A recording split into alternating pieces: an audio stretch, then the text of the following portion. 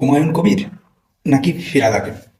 যদি আমায় প্রশ্ন করেন তো আমি বলবো আমি হুমায়ুন কবিরের পক্ষে।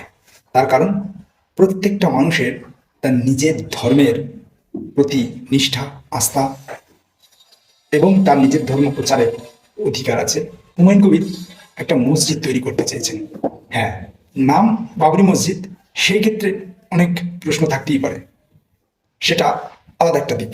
তিনি তার নিজের ধর্মের আরাধনার জন্য একটা মসজিদ স্থাপনের কথা বলেছেন। আর পক্ষান্তরে ফিরহাদ হাকিম, তার চিন্তা ভাবনা দোগলা, সামনে এক অন্তরে এক।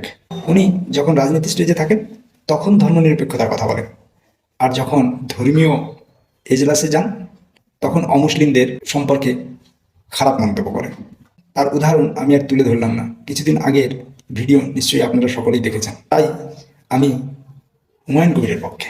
হ্যাঁ, সরকার ওনাকে মসজিদ করতে দিক বা না দিক সেটা ওনাদের নিজস্ব ব্যাপার, সেখানে আমি কোনো মন্তব্য করব না। আমি শুধু হুমায়ুন কবিরের থিঙ্কিং জায়গা আর ফিরহাদ হাকিমের থিঙ্কিং জায়গা নিয়ে এই মন্তব্যটা করলাম, আমার নিজস্ব মত। যে আমার চোখে মন্দের ভালো বলতে গেলে হুমায়ুন কবির, কারণ উনি ওনার নিজের ধর্মের কথা বলতে চাইছেন, নিজের ধর্মের একটা মসজিদ তৈরির কথা বলছেন। আর ফিরহাদ হাকিম দু ধরনের কথা বলেন, যখন যেমন তখন তেমন।